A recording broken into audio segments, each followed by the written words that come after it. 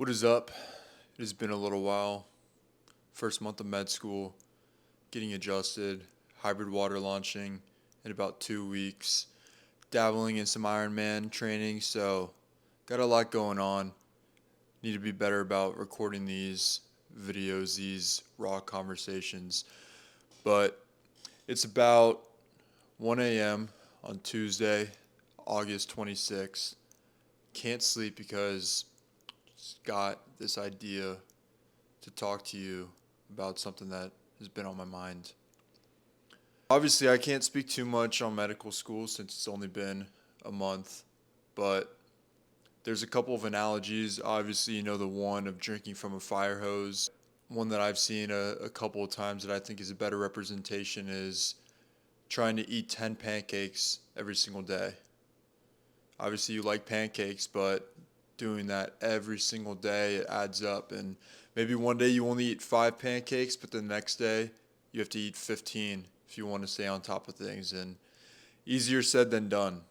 But about 2 weeks ago, I was in class, and besides the point, but probably the most attractive girl in our class said to me how I'm cool, calm, collected, I'm confident, I don't seem stressed out about things. Basically, rather than going into it like I am going to with you, I told her I'm good at hiding it. In my opinion, when it comes to stress, you have two choices. You can focus on the stress, which I think just stresses you out more, or you can acknowledge it and take action. I think that is where anxiety comes into play. Anxiety is not doing the things that you know you're supposed to be doing.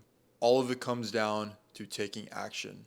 Another example, when you're working out and the weight starts getting heavy, you can either focus on, geez, this weight is getting pretty heavy, or damn, this is heavier than it was last week. Or you can do what I do and just say, easy, easy, this is easy, lightweight, lightweight. Everybody knows that Ronnie Coleman video where he's about to lift probably 600 pounds and he's just like, easy, easy, easy. Another example is when you're running. You can either focus on your breath and sense those subtle little changes that you're getting a little more tired, or you can just focus on putting one foot in front of the other, 1 mile after the other until you're finished. And if I'm being honest, this nonchalance doesn't come from meditating, journaling, breath work. It comes from putting yourself in chaotic situations so that you can be calm. When you put yourself in those extreme circumstances, like training Muay Thai in Southeast Asia, getting punched in the face and knowing that you're not going to die, running a Murph every single day for 337 days, staying in the 180-degree dry sauna for 10 or 15 minutes longer than you said you would, going 1 more mile than you said that you were going to, finding that pain, and rather than running away from it, you use that as an amplifier as to why you should go even harder. For example, when I do these Monday Murphs on top of the ones that I did for 337 consecutive days, it's in that last mile where everything becomes easier the next day.